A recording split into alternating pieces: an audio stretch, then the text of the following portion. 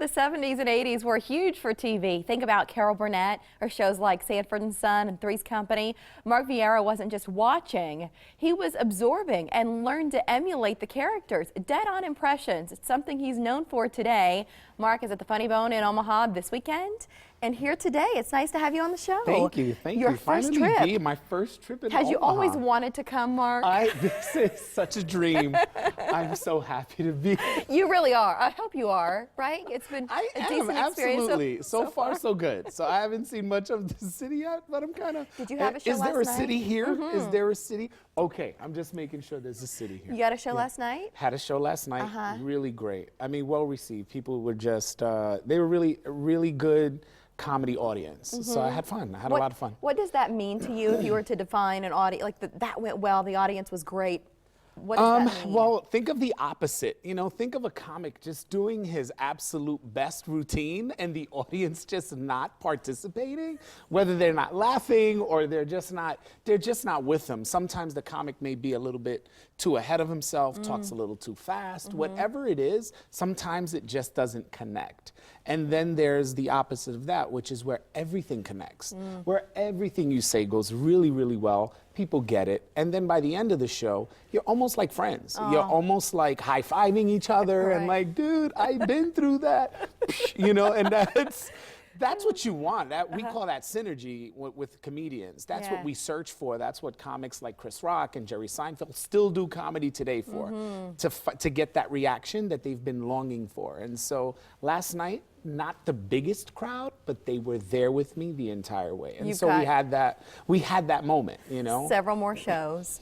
Several more shows. Tomorrow, and we'll get you those times. Two tonight, Here, yes. coming up. 2 tonight, 2 Friday, and 2 Saturday, 1 Sunday. I mentioned Carol Burnett. I don't know if you do or don't do Carol Burnett. No, I don't do an impression. Is she among your, well, I mean, right. She's not one of my impressions, but what I used to do was I used to emulate the characters that were on the show. So not necessarily Carol Burnett, but Tim Conway's character, the man that kind of shuffled, you know,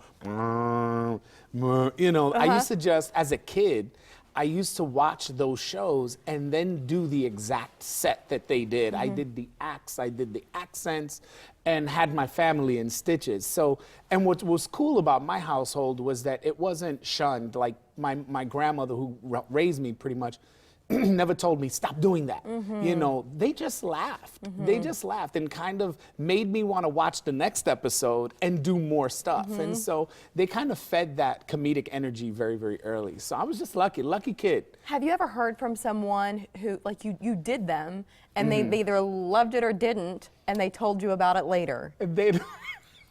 I kind of mimic anything and everything that I see, and so I've had I used to have a Jamaican friend, and I used to do his voice when he wasn't around, and one day he heard me doing his Jamaican accent. Yo man, what's up man? And I was just, you know, making everybody laugh, not realizing he was standing right behind me. And he came in and he was like, what are you talking like that for? And I was like, I didn't mean it. I don't know. Are you still friends? But that day really kind of, you know, distinguished what our friendship was about. Like, no, we're not friends because I like making fun of you, you know? So that was one of the weird ones, you know? So yeah. Your wife is well, you've been together for a couple of decades. Yeah, 20 years, January 19th. She is a long time. Sharp and decisive. And you tell stories what woman on stage. isn't this day, you know? She's educated, makes a lot of money. There just isn't a win in that situation. That's my plight. Like I go, guys, we're just not gonna win. This is not a win-win situation. You kind of argue until you go, you know what, man? Just forget it.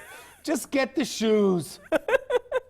You're gonna get them anyway. Like I've conceded to stupidity so much. I'm just like, why do you need more shoes? Like I don't even understand. While you have on, my husband and I, we just moved, and that was where, like, it was a come to Jesus moment about the shoes, where we were boxing them up, and he said, this is insane. No one person needs all of these. But I said, that's my thing in life. I just love them. You can't take that away from me. It's not take away. What do you see what I mean? Did I say take them away? I just mean, why do you need more? If you already know you have a lot, why do you need more? I swear to you, I opened the door on Tuesday before coming here. There was a rap at the door.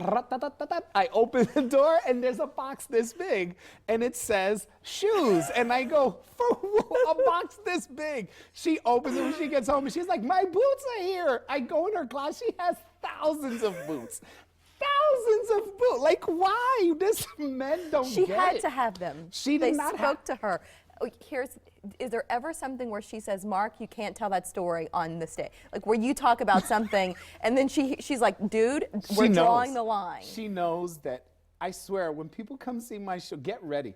Get ready to hear stuff that is so intimate about two people that it's not that it's uncomfortable, but you will see yourself.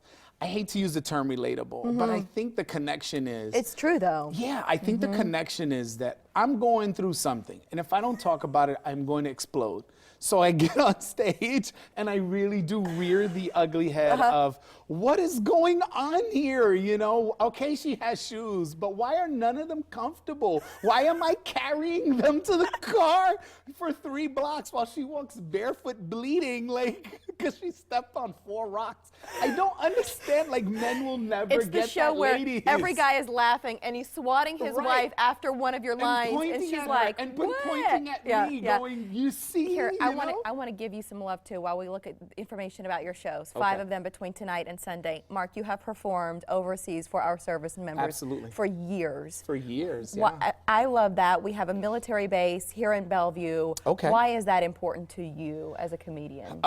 Well, you know, again, I've been in so many different places with our U.S. military, from the U.S. Navy out in the middle of the ocean to the Middle East with our servicemen and women, and I can't tell you, you know, first of all, how crazy it is that a kid from the inner city in New York to find himself following a dream and then arriving in Iraq to perform for our service, you know what I mean? To just find myself there, it was just inexplicable, but then you see the faces and you hear the reaction and then you get the love post-show, which is, thank you, I needed that, we needed that.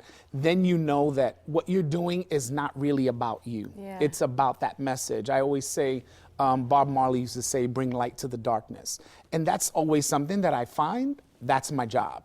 You know I talk about marriage and I talk about women a lot, and because I have one of these things at home, but it's always bringing light to the darkness. It is always something that hopefully, I encourage married people to say, it's okay, we're all going through the same thing. We got to leave it there, Mark. Yeah. Really nice to meet you. Thank you. Welcome to Omaha. Enjoy the weekend. Thank you. Thank you, you, guys. Mark. Guest